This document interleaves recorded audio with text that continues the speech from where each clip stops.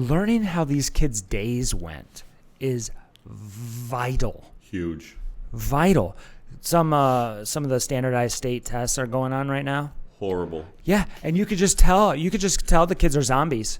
That they're completely checked out. I had a few months ago, I had a girl, walk in and she just had this blank stare on her face, and I'm like, "What's wrong? Are you okay?" She just started bawling.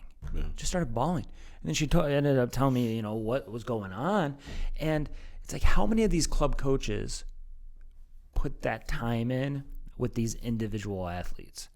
Not many. Yeah, I would say, and I wasn't, when I first got into this, I didn't realize, like, relationships are the most important thing.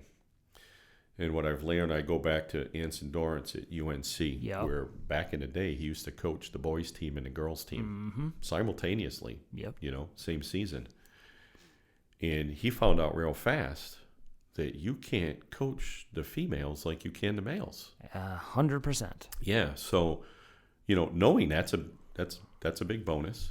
I know a lot of coaches that probably shouldn't be coaching girls, and they should be coaching boys. Boys. Yeah.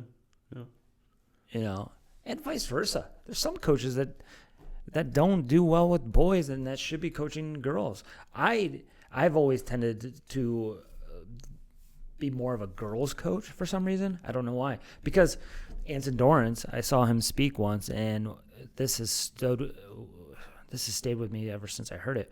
But he was asked that question: "What's the difference between coaching boys and girls?" And he's like, "Well, you have 3 hours, but the main difference is females want to be led, men want to be driven." And that's stayed with me forever. You know what I mean? Oh, well, I in my world, and I love male and female, but I think if you would ask just about anybody in my world who they would prefer working with, they would say females, because that's what they want. They want to be led. You tell them what to do, they do it. Guys, on the other hand, different story. Egos. Yeah. Egos. They think they know it all very young. Yeah.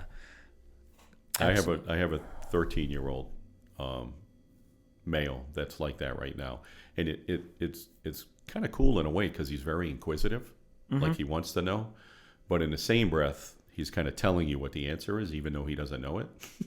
So if you figure that out, you know how to do it. But that's part of coaching. That's what I think is a huge missing component in whatever you do or whatever I do.